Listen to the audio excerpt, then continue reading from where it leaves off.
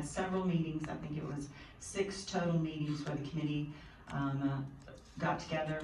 They reviewed the law that came down from the state legislature. What they have submitted to you is a recommendation to adopt policy IIA and IIAB. They actually submitted to us, and to take that in full. What's in front of you is the policy IIA, which states that we have to notify parents within 30 days if there's going to be sexually explicit material covered in class. Parents have the right to opt out of that. So the building principal, if there were a case where this would happen, which is not very likely or not very frequent that would happen, the building principal would send a letter home to the parents stating that this is information, there'll be information regarding whatever book or whatever they're covering in class, and therefore the parent would have the right to be notified of that, but also have the right to opt out of that assignment with a different assignment. They can come into the building at any time and ask to look at textbooks, materials,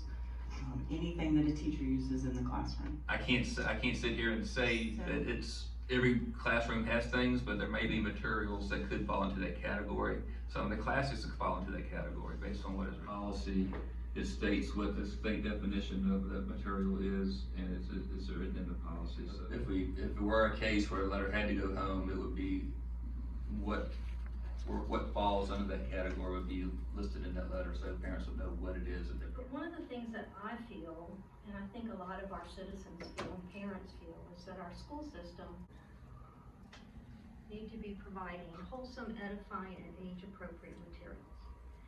And I believe we are doing that.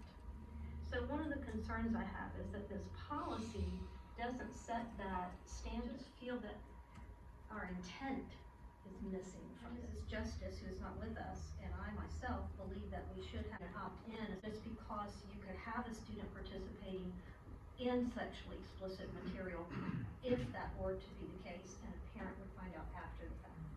So my personal opinion is that I think the parents need to be the ones who say my student will be in these lessons if that were to come. I think it definitely hits the minimum of what we need to have based on the governor's directions and based on the VSBA.